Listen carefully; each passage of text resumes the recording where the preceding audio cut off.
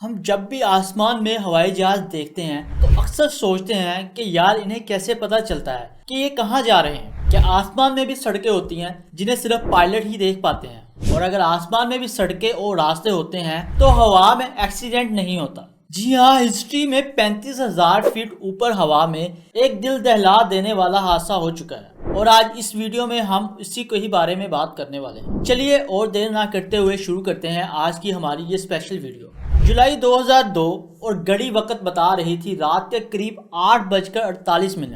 Moscow के international airport से वाशक्रेन airline की फ्लाइट्स 2937 ने 60 पैसेंजर्स और 9 क्रू मेंबर्स के साथ मॉस्को से बार्सिलोना जाने के लिए उड़ान भरी। प्लेन में मौजूद 60 पैसेंजर में 45 बच्चे होते हैं और इस प्लेन को 4 घंटे 20 मिनट में अपना ये 3000 किलोमीटर का सफर पूरा करना था। उड़ान के करीब 2 घंटे 18 मिनट बाद यानी कि रात के करीब 11:06 पर यह प्लेन स्विट्जरलैंड के एयर स्पेस में एंटर करता है और ये एयर स्पेस स्विट्जरलैंड के एक private air space control company sky guide control कर रही थी।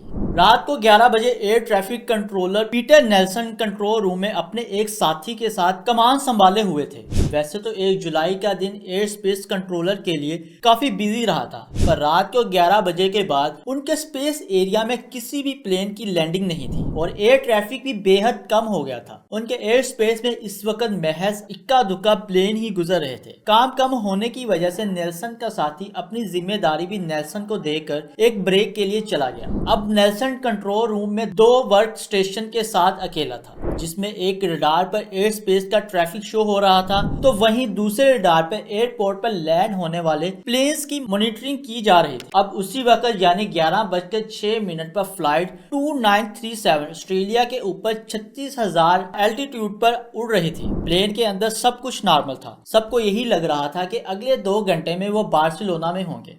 इस वक्त ये किसी को अंदाजा नहीं था कि उनसे 600 किलोमीटर दूर उनकी मौत उड़ने के लिए तैयार हो रही है। जी हाँ, 11:06 पर फ्लाइट DHL-61 से बर्गामो ब्रसल्स के लिए उड़ान भरती है तो 11:10 पर sky guide air control room में बैठे नेल्सन को बताया जाता है कि उनके मेन रडार सिस्टम को बंद कर दिया गया है, उन्हें बैकअप सिस्टम का इस्तेमाल करना है। अब 11:21 पर DHL फ्लाइट 611 नेल्सन के एयर स्पेस में एंटर करती है और पायलट नेल्सन से 36,000 एल्टीट्यूड पर उड़ने के लिए परमिशन मांगते हैं और परमिशन देने से पहले नेल्सन एयर ट्रैफिक को चेक करता है और कैलकुलेट करता है कि इस एल्टीट्यूड पर इस रूट पर कोई और फ्लाइट तो नहीं। वो चेक कर ही रहा होता है कि तभी दूसरे रडार सिस्टम पर एक डिलीट एयर बस फ्लाइट AF3511 का मैसेज आता है कि उन्हें पास के एयरपोर्ट पर लैंड करना है। नेल्सन अपना सारा काम छोड़कर अब दूसरे रडार पर मूव कर जाता है और पास के एयरपोर्ट टावर से कांटेक्ट करने की कोशिश करता है, लेकिन उसका फोन वर्क स्टेशन पर मेंटेनेंस की वजह से बंद होता है और चूंकि फ्लाइट AF को भी लैंड होने में 10 मिनट बाकी होते हैं तो वो अपने रडार पर वापस आ जाता है। अपने रडार पर वापस आने के बाद वो DHL-611 को 36,000 एल्टीट्यूड पर उड़ने की इजाजत दे देता है और वो वापस एयरपोर्ट टावर से कांटेक्ट करने की कोशिश में लग जाता है। नेल्सन को इस बात का अंदाजा नहीं होता कि उसने ये क्या कर दिया। वो इस बात से बिल्कुल अनजान होता है कि उसके इस फैसले से अगले 2 मिनट में एक भयानक हादसा होने वाला है। नेल्सन की परमिशन के बाद DHL-61 ने अपना एल्टीट्यूड 36,000 कर लिया और साथ ही अब बार्सिलोना वाली फ्लाइट भी 36,000 एल्टीट्यूड पर ही उड़ रही थी। अब दोनों फ्लाइट एक दूसरे की तरफ तेजी से आ रही थी। दोनों में महज 44 किलोमीटर की दूरी थी। असल में अब इन दोनों फ्लाइट का एयर रूट आपस में एक पॉइंट पर मिल रहा था जो कि स्विट्जरलैंड के ऊपर है। लगभग 1.25 मिनट बाद यानी कि टक्कर से महज 45 सेकंड पहले नेल्सन को एहसास होता है कि क्या होने वाला है। वो फौरन फ्लाइट 2937 को डिसेंट परफॉर्म करने के लिए बोलता है और कहता है कि वो अपने प्लेन को फ्लाइट लेवल 360 से 350 लेवल पर ले आए, लेकिन तभी प्लेन का TCAS यानी traffic collision avoiding system beep के साथ बचने लगता है। दरअसल TCAS एक ऐसा सिस्टम होता है जो कि प्लेन के एल्टीट्यूड, स्पेस, हाइट और हेडिंग का यूज करके प्लेन के चारों तरफ एक 3D मैप बनाता है और इस मैप की इंफॉर्मेशन आसपास के प्लेन को ट्रांसफर करता रहता है। और जैसे ही कोई प्लेन इस मैप में एंटर करता है तो ये एक ऑटोमेटिक प्लेन को डिसेंट और दूसरे प्लेन को क्लाइंब करने के लिए बोलता है। इस तरह फ्लाइट 2937 का TCAS पायलट को प्लेन का एल्टीट्यूड हाई करने का मैसेज देने लगता है और DHL 611 का पायलट TAS के मैसेज के मुताबिक प्लेन को नीचे ले जाना शुरू कर देता है। वही दूसरी तरह रशियन पायलट है जो कि फ्लाइट 2937 के पायलट हैं। वो बेहद कंफ्यूज हो गए हैं क्योंकि उनका TCAS तो फ्लाइट के ऊपर ले जाने के लिए बोल रहा है, लेकिन नेल्सन इससे फ्लाइट को नीचे करने के लिए बोल रहा है। तभी नेल्सन अपनी बात को दोहराता है और पायलट को डिसेंट करने के लिए बोलता है। फाइनली रशियन पायलट नेल्सन की बात मानते हैं और प्लेन को नीचे करना शुरू कर देते हैं।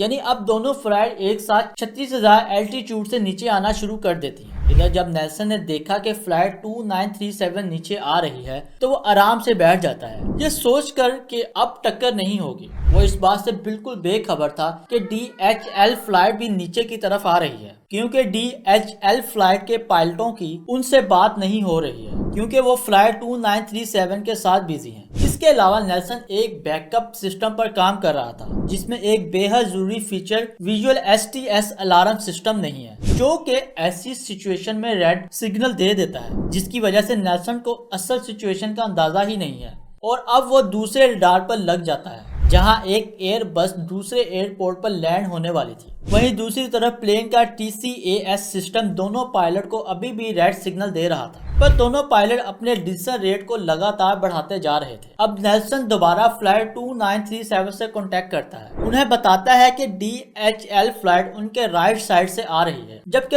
हकीकत में DHL फ्लाइट उनके लेफ्ट साइड से आ रही थी। इसीलिए जब पायलट ने अपनी राइट साइड देखा तो उन्हें कुछ भी दिखाई नहीं दिया, लेकिन इसे भयानक एक्सीडेंट से महज 4 सेकंड पहले पायलट का ध्यान जब लेफ्ट साइड पर गया तो उन्होंने देखा कि DHL फ्लाइट आ रही है और पायलट फ्लाइट को ऊपर ले जाने लगा। लेकिन अब खुद सोचिए, इतनी तेज से नीचे जाते प्लेन को अचानक से 3 सेकंड में ऊपर ले जाना मुमकिन है? ये डेफिनेटली नामुमकिन सी बात है। और ठीक 11:35 और 32 सेकंड पर 35,890 फीट के एल्टीट्यूड पर जर्मनी के ऊपर DHL फ्लाइट 611 फ्लाइट 2937 को चीरते हुए आगे निकल गई। इस भयानक हादसे में फ्लाइट 2937 के 4 हिस्से हो गए और प्लेन कई टुकड़ों में बिखर गया। यह हादसा इतना खतरनाक था कि इसमें मौजूद 45 बच्चों समेत 60 पैसेंजर्स और 9 क्रू मेंबर्स में से कोई भी जिंदा नहीं बचा। और वहीं दूसरी तरह DHL फ्लाइट की भी टेल टूट गई थी और वो बुरी तरह से हवा में स्पेन करके नीचे गिरने लगी। करीब 2 मिनट बाद DHL फ्लाइट 7 किलोमीटर दूर जंगलों में क्रैश हो गई, लेकिन पायलट ने प्लेन को कुछ इस तरह से क्रैश कराया कि सिर्फ 2 लोगों को छोड़कर प्लेन में मौजूद सभी मुसाफिर सही सलामत बच गए। यानी इस दिल दहला देने वाले हादसे में कुल 71 लोगों की मौत हुई। बाद में जब इस घटना की इन्वेस्टिगेशन हुई तो माना गया दिल दहला देने वाली घटना का जिम्मेदार air traffic control company sky guide भी जिम्मेदार है। दोस्तों, ये तो थी इन्वेस्टिगेशन की रिपोर्ट, लेकिन आपको क्या लगता है इस भयानक हादसे की असल जिम्मेदार कौन होगा? हमें कमेंट सेक्शन में जरूर बताइएगा। अगर आज की वीडियो आपको पसंद आई हो तो इसे लाइक करने के साथ साथ अपने दोस्तों और रिश्तेदारों के साथ जरूर शेयर कीजिएगा। आपके साथ मुलाकात होगी अगली वीडियो में, तब तक के लिए अपना बहुत ज्यादा ख्याल रखिएगा।